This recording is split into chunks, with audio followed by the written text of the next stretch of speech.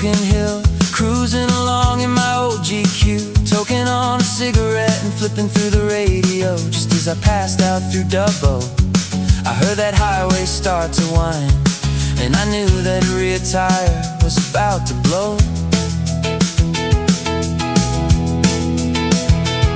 Well, the spare was flat and I got uptight, 'cause there wasn't a petrol station in sight. So I just limped down the shoulder on the rim. I went as far as I could, and when I stopped the car, it was right in front of this little bar, a kind of a family-looking joint called the Courthouse Hotel. Well, I run my fingers over my hair and put on my hat, and told the bartender that I had a flat, and would he be kind enough to give me change for the phone. There was one thing I was sure proud to see: there wasn't a soul in the place except for him and me. He just looked disgusted and pointed toward the payphone. I called up the servo down the road a ways, and he said he wasn't very busy today, and he could have somebody there in just 10 minutes or so. He said, now you just stay right where you're at, and I didn't go. I just ordered up a beer and sat down at the bar when some guy walked in and said, who owns that car with the Garfield sticker, flat back wheel, and dent on the driver's door? Well, he looked at me and I damn near died, and so I decided that I'd just wait outside. So I laid some cash on the bar and headed for the door. Just when I thought I'd get out of there with my skin, these four big dudes come strolling in with this one old drunk chicken, blue heeler dog. I was almost to the door when the biggest one said, you lost old mate. Oh yeah, in a spot of trouble, son. So I told him I got a busted tire and my spare wasn't right, 'cause the last thing I wanted was any trouble on a Saturday night,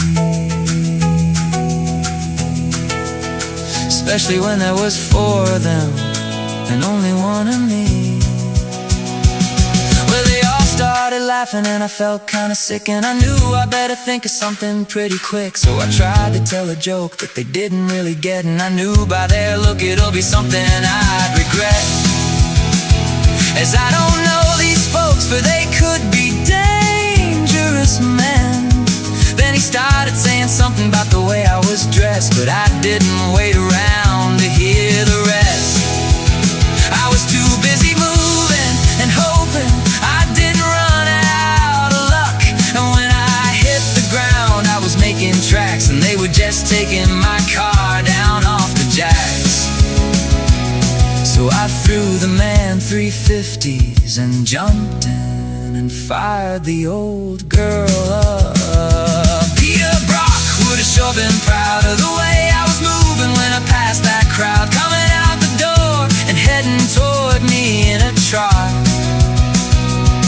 And I guess I should have gone ahead and run, but somehow I couldn't resist the fun of chasing them just once around the parking lot. Well, they're heading for the cars, but I hit the gas and spun around and headed them off at the pass. I was slinging gravel and putting a ton of dust in the air. I had them all out there stepping and a-fetching like the heads were on fire, and their asses was catching too. But I figured I ought to go ahead and split before the cops rock up.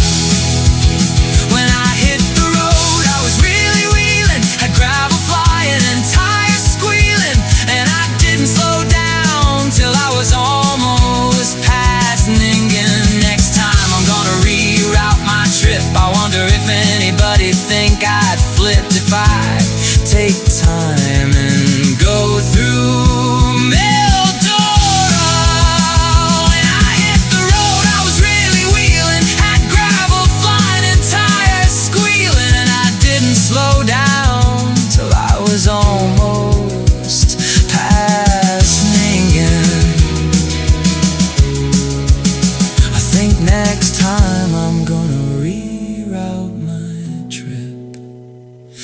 next time